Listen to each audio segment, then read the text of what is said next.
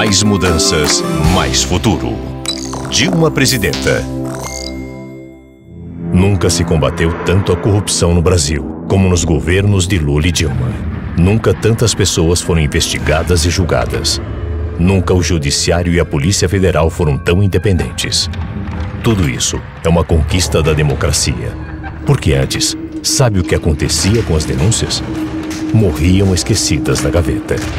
O que você prefere? Avançar no combate à corrupção ou voltar ao passado? Um tema me causa muita revolta e imensa repulsa: a corrupção. Eu sei que isso sentem também todos os brasileiros e brasileiras sérios e honestos. Ao longo da minha vida, ninguém nunca me viu envolvida em qualquer ação desonesta. Sempre tive tolerância zero com a corrupção. E é assim que tenho agido no meu governo. Desde o primeiro dia, assumi a postura de não varrer nada para baixo do tapete. Muito pelo contrário. Ampliei um esforço que já vimos fazendo desde o governo Lula, fortalecendo a Polícia Federal e todos os órgãos de controle e fiscalização. Respeitamos a autonomia da Procuradoria da República, sempre nomeando como Procurador-Geral o primeiro nome da lista enviada pelo Ministério Público. Demos status de ministério à Controladoria Geral da União. Criamos o Portal da Transparência e a Comissão de Combate à Lavagem de Dinheiro. Aprovamos a Lei da Ficha Limpa e a Lei de Acesso à Informação. Ou seja, estamos combatendo a corrupção não com palavras vazias, como tantos outros, mas com medidas concretas. Em um ambiente eleitoral como que estamos vivendo agora, alguns candidatos tentam passar a ideia de que acabar com a corrupção depende apenas da vontade de um super-homem ou de uma super-mulher que estejam acima do bem e do mal. A experiência prova que isso nunca dá certo, em nenhum país do mundo. A história mostra que só existe uma maneira correta e eficiente de combater a corrupção: o fim da impunidade com fortalecimento das instituições. Exatamente o que estamos fazendo. Nós acreditamos firmemente que a lei existe para todos e que ninguém está acima dela. É assim que tenho agido e sempre vou agir. Não há um único país no mundo que não tenha casos de corrupção. O que distingue um país de outro é sua disposição em combater esta praga. Ainda há muito o que se fazer, mas o Brasil já começa a se destacar também nesta luta. A verdade é que hoje se combate muito mais a corrupção do que no passado. Os governos tucanos, por exemplo, acabaram com um dos poucos órgãos de fiscalização que existiam na época, a Comissão Geral de Investigação, criada pelo ex-presidente Itamar Franco. Naquela época, a Polícia Federal vivia completamente desaparelhada. E o Procurador-Geral da República era conhecido como engavetador-geral, pois as denúncias ficavam guardadas numa gaveta até o caso ser esquecido. Isso mudou completamente nos governos de Lula e Dilma. Hoje, os órgãos federais têm autonomia para investigar tudo e todos, e os resultados estão aí. Nos governos Lula e Dilma, a Polícia Federal realizou 2.236 operações e prendeu 2.381 servidores públicos. O COAF, o Conselho de Controle de Atividades Financeiras, bloqueou entre 2011 e 2013 1,48 bilhão de reais relacionados à lavagem de dinheiro. E graças à ação da Controladoria Geral da União, 4.797 servidores federais foram expulsos por algum tipo de irregularidade. A verdade é que hoje existe todo um aparato legal de combate à corrupção, mas ele só está funcionando porque Dilma e Lula indicaram pessoas que têm total liberdade de ação para investigar o próprio governo. Ou seja, com Dilma e Lula, todas as indicações para órgãos de fiscalização foram feitas com base na competência e na indicação de órgãos colegiados. Essa talvez tenha sido a maior mudança que o Brasil já viu no combate à corrupção. Adotamos critérios republicanos para indicar quem fiscaliza as ações do governo. Assim, estamos sepultando de vez as figuras nefastas do fiscal amigo, do policial camarada e do investigador de conveniência que desde sempre predominaram no Brasil. Estamos estabelecendo uma diferença radical com os governos do passado. Assumimos, na prática, o compromisso com a independência e a liberdade de ação dos que têm a missão de nos fiscalizar. Outro passo decisivo no combate à impunidade no Brasil será a nova lei anticorrupção, que está prestes a ser regulamentada. Trata-se de uma das leis mais avançadas do mundo, comparável às existentes nos Estados Unidos e na Europa. Com ela, pela primeira vez no Brasil, não só o funcionário público corrupto, mas também a empresa que corrompe serão punidos.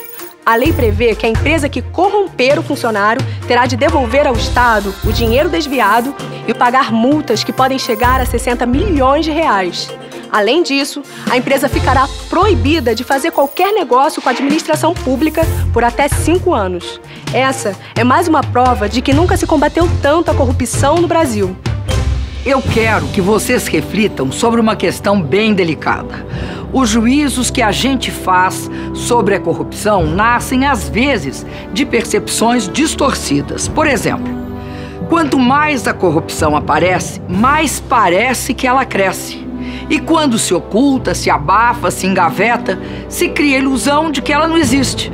Na verdade, é o contrário. Nos regimes fechados e nos governos corruptos, onde não existe controle interno nem externo da corrupção, prevalece a falsa ideia de que não existe nada de errado. Ora, se nada se investiga, é claro que nada se descobre. Hoje no Brasil, vivemos novos tempos no combate à corrupção. Por isso, é preciso ir além do mal-estar que todos sentimos de ver o mal feito descoberto. Devemos sim nos sentir recompensados pelo fato de estarmos fazendo finalmente o que tem de ser feito, colocando tudo em pratos limpos, sem medo e sem passar a mão na cabeça de ninguém. Fora desse compromisso só resta a hipocrisia, o cinismo ou o silêncio conivente. Estou convencida de que não é isso que os brasileiros querem.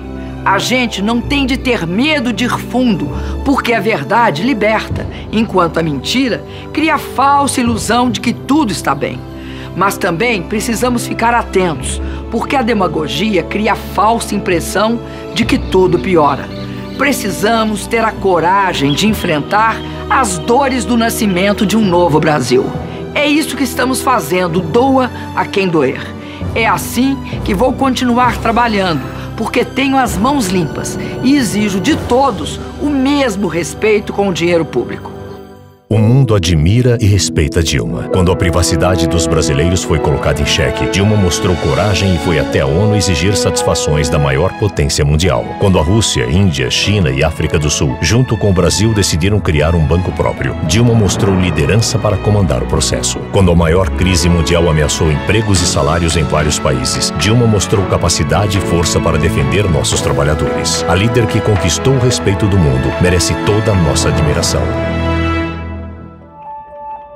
Acho muito simbólico que hoje, 7 de setembro, a gente converse com jovens que representam várias posições no movimento social. Quando a gente chega em junho de 2013, aquela explosão não era uma explosão despolitizada, não era uma explosão de negação da política. A gente conseguiu unificar os movimentos sociais do Brasil em torno da reforma do sistema político. Colocou em xeque o sistema político. A juventude tem mostrado que a gente tem opinião sobre as questões do país e que a gente quer participar das decisões políticas. Tem um nível de crença que a gente tem na juventude que é uma coisa que justifica você estar no mundo. Sabe como é que é? Eu justifico a minha presença no mundo pelo que eu acredito. Eu achava que a Revolução Socialista dependia de eu militar 24 horas por dia. E se eu parasse de militar 24 horas por dia, a Revolução Socialista não saía. Você chegava, levantava de manhã e falava, sou um revolucionário. Amanhã tá tudo resolvido. Eu acho que tem um pouco disso nas manifestações de junho. Por isso eu achei elas tão interessantes. É preciso ter um processo a partir da participação popular, e o plebiscito nesse momento tem esse papel, muito mais do que institucional, se vai ou não fazer a Constituinte, ele tem o papel de envolver a sociedade no debate da Constituinte, envolver a sociedade no debate da reforma política. Eu quero dizer para vocês o seguinte, vocês têm, da minha parte, a convicção de que se a gente conseguir fazer plebiscito, referendo, consulta popular, nós damos um passo imenso para transformar politicamente esse país. Não só pelo que o povo vai escolher, é pela própria participação. Sua figura, ela inspira a juventude. Quando a gente vê aquela fotografia da senhora dando depoimento para a ditadura, aquilo é um coração valente, aquilo é o símbolo e é o coração com o qual a gente se identifica. Nós temos de ter capacidade de lutar. Se você tem capacidade de lutar pelo que você acredita, uma parte do caminho está feito. Depende de você, depende de você, depende de cada um de nós mudar esse país. Você é de Capão Redondo? Capão Redondo, terra do Brau, você viu lá o vídeo dele?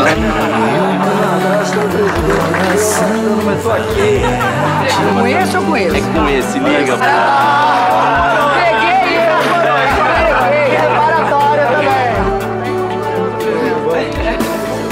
Eu continuo acreditando, eu continuo com a Dilma. Dilma 13. Eu voto Dilma Rousseff. Dilma tem sensibilidade para escutar o que a gente tem a dizer. E por isso eu voto Dilma, porque eu acredito muito no que está acontecendo. E nessas eleições o meu apoio vai para a presidenta Dilma Rousseff. Estamos com você, Dilma. Queremos você mais uma vez. Tamo junto.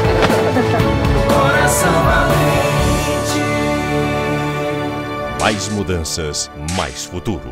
Dilma Presidenta.